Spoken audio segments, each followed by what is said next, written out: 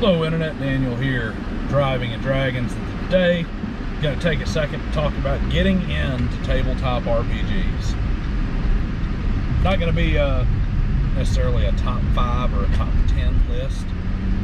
I don't really believe so much in the top 10 and this kind of thing, just because really which of these tips is best for you or even works for you is going to vary greatly on your personality and on your normal friend group and just a lot of other factors on which ones are better or which ones are worse. So I just want to kind of hop into some general tips and some things that I think you should keep in mind if you are looking into getting into tabletop role-playing game. So the first tip I'm going to give you is going to be one that a lot of my friends would say is just strange. It's just bizarre to hear from me. And that is play 5th edition Dungeons and Dragons. Now, I am not a fan of 5th edition Dungeons and Dragons. It's a decent game, but to me it's Dungeons and Dragons with training wheels that you can't take off. It's just really a very streamlined, basic system that really kind of dumbs down what that particular game system is to me. But the reason I say play 5th edition Dungeons and Dragons if you're looking to get into tabletop role-playing games is because it really, really fits with my next 2 pieces of advice, my next 2 tips on getting into the hobby. Because 5th edition Dungeons and Dragons is utterly ubiquitous right now. It is everywhere. Everywhere. Now, back in my day, and a lot of your older, long-time gamers will definitely vouch for this, you got into tabletop role-playing games because you had a friend whose older brother played Dungeons and Dragons, or you had a cousin who showed up and stayed over the weekend one time and brought his D&D books with him, and y'all played and you liked it, so you got together with your friends. Or you ran into some buddies at school who started playing Cyberpunk or something else, or Call of Cthulhu, but generally Dungeons and Dragons, and that's how you got into it. You didn't really necessarily get a great choice in what game you were going to start with, but you were it was natural, organic groups for the most part. Obviously you had gaming conventions, and you could go to a Comic-Con or something like that, or you could end up in finding out about your comic book shop if you were into comic books, or if you played Magic the Gathering or card games, you could run into it. Miniature games, you could run into it at the comic book or hobby store, but generally you were going to come to it more organically. Nowadays that's not the case. I can jump on Facebook and I can find 50 groups in an hour, and I can go hop from table to table 50,000 times if I'm playing Dungeons and Dragons 5th edition, because for every one table that's playing any other game, I can probably find 70 or 80 that play 5th edition D&D. So I start there, and I use that as the baseline. That's your control in your tabletop role-playing game experiment. The control is I'm going to play 5th edition Dungeons and Dragons to start with, just because it cuts out everything else. There's so much material, there's so many resources, and it's so easy to change groups or to explore, which kind of brings me straight into that second tip. The second tip is don't get married to a group right away. Now, finding a group is a great thing, and finding that perfect group where everybody gels and it just rocks and every session is a blast and everybody's laughing at all the jokes, even when they're picking at each other, and there's not hard feelings. That's a great thing. Unfortunately, it seems to be getting rarer and rarer these days as people get more and more easily offended and take things more and more seriously. But that's a rare gem. And I'm not saying throw that out if it just so happens the first D&D group you jump into is just everything's awesome and fantastic. But play with different groups. Don't base your entire perception of the hobby off of that first group you play with or the second group you play with, because a bad group can ruin any game. A bad DM can ruin any system. A bad game master can screw up any system, whether it's the best game for you or not. So even if you're not, say, a fantasy role-playing type person, that's not your thing, go ahead and jump into 5th edition Dungeons and Dragons and, you know, change groups a few times.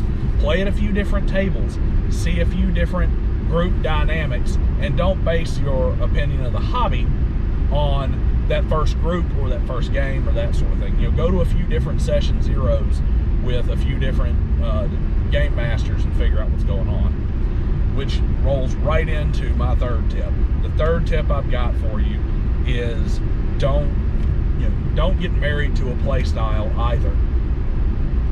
Any tabletop role-playing game can be played 1,000 different ways, even in the same rule system. So if you're going to play Dungeons and Dragons 5th edition, 4th edition, 3rd edition, whatever, or you're going to play and you've got your groups, maybe you don't like the hack and slash group that you joined. That's okay. You can go find a group that maybe plays a more investigative game. You can go find a group that plays maybe a more role-play heavy game, one that has a lot more skill checks and stuff. Maybe you got somebody who plays a more tactical game where it's not necessarily role-playing and strategy in that regard, and it's not necessarily hack and slash or even optimized builds and that sort of thing. But when I say a tactical game, I'm talking about people who are building more characters that are built within the rules, people who are, you know, games that are more based on how you approach problems and less how the game mechanics handle them. You know, play different styles and kind of start figuring out what what you're going to come up with. And that again rolls right over into my 4th tip. My 4th tip: don't get married to Dungeons and Dragons. Very first tip is 5e Dungeons and Dragons because of how easy it is to get into it, and to use it as a control, because you can find not just a bunch of tables to play at, but a bunch of different ways that they're playing the game, and a bunch of different game masters to play under. So you can make that 5th edition Dungeons and Dragons your constant, that fixed constant in your experiment, your control group, while you play with all the different variables. But once you've kind of figured out that you really do like the concept of playing tabletop role-playing games, then it's time to start branching out where you're not married to the system. If you like super fast-paced action with high stakes, and you're after that real feel of danger in every combat situation, honestly, Dungeons and Dragons, no edition is for you. Maybe first. But Dungeons and Dragons is epic fantasy. It is superhero fantasy. Your paladin tanks 80 hits before he's even close to dead.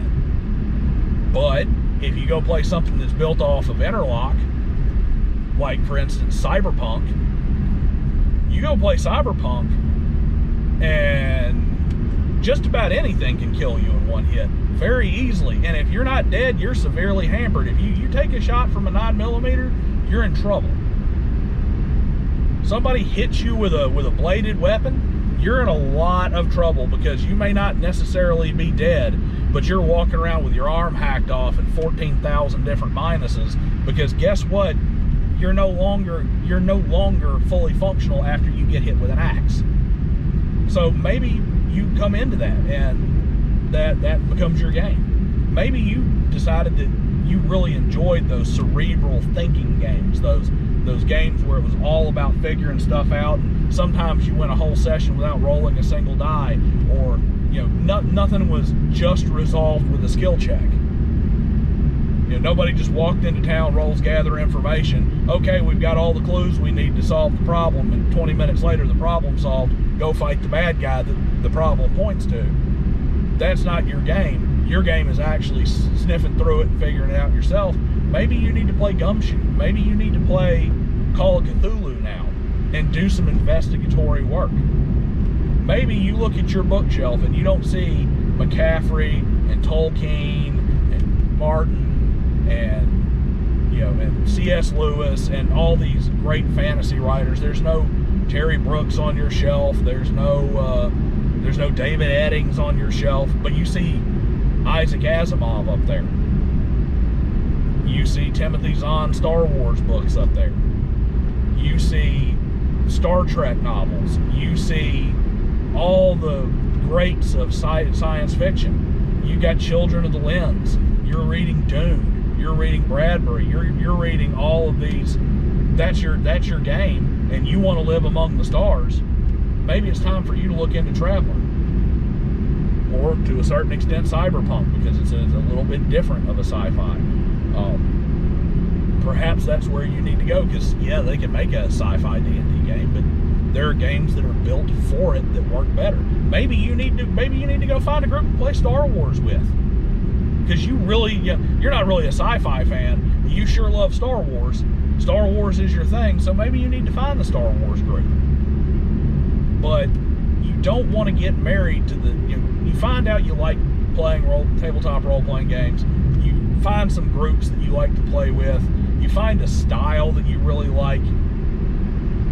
Don't get married to the rule system or the game system. Once you found out what you really like, now's the time to start exploring systems that cater more towards the way you really want to play the game. So, to me, that's almost, depending on how often you can play and what your schedule looks like. You know, if you're one of us wonderful adults who has big boy job and all that kind of stuff, and maybe only gets to play so often, this might be your 2-year plan. If you're somebody who somehow manages to play in 4 different groups all in 1 week, this may be your 6-month to 1-year plan.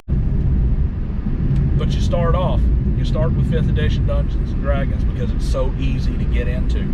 You could also replace that with, my brother plays Cyberpunk, so that's where I started, or my cousin is really into Traveler, so that's where I started.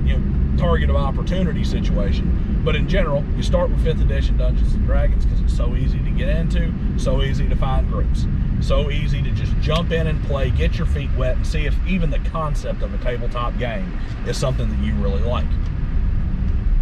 You move on from that to making sure you don't stay married to your group. I'm not saying tell your brother, well, I've got to go play in 4 other groups instead of with this group of our real life friends. Once again, target of opportunity, different circumstances, different situations. But if you're just fresh to the situation, you've got an interest in it, and you're actively seeking out somebody to play with multiple different groups. This is not a marriage. It's perfectly okay for you to cheat on your DM with another DM. Just go in there. Just don't bail on your commitments. And if you said you're going to play Saturday at 2, don't schedule another game for Saturday at 2 or Saturday at 3. But play a few different groups. Play a few different styles. There's your number 3. Different styles. Make sure you play different styles. Make sure you find the type of game that you truly enjoy with the kind of stories you truly enjoy. And then start looking at systems that optimize the way you love to play the tabletop role-playing games and move forward from there. So that's really what I've got today. That's my tips on getting into tabletop role-playing games. In this era, it's very, very easy. All you got to do is hop into a few Facebook groups. There's looking for games groups. There's locational and location-based Facebook groups like Central Alabama Dungeons and Dragons, or South Central Los Angeles gaming group, or whatever you can say. It's not that difficult to actually find people who are playing and get yourself into a group. But that's kind of your roadmap right there. If you're asking me, the roadmap is jump in. 5th edition Dungeons and Dragons makes life easy. Make sure you check several different groups to make sure that that's not the group that's coloring your opinion one way or another. Make sure you do a bunch of different styles to find out what you truly want to play, what really floats your boat, because it may surprise you. It may be something you never expected. And then find that, explore those different game systems to find the one you really like. Because if you like superheroes, maybe Gamma World's where you need to be playing instead of playing in Faerun or Eberron, or playing Traveler, or running through Night City in Cyberpunk. So that's my tips. If you got other ones, like, share, subscribe, and drop a comment below so that I can see that. I'd love to respond and have a discussion about what it really means to get into the hobby, and what you would tell people they need to do if they really want to kind of start figuring out if tabletop role-playing games are something for them. Thanks for stopping by.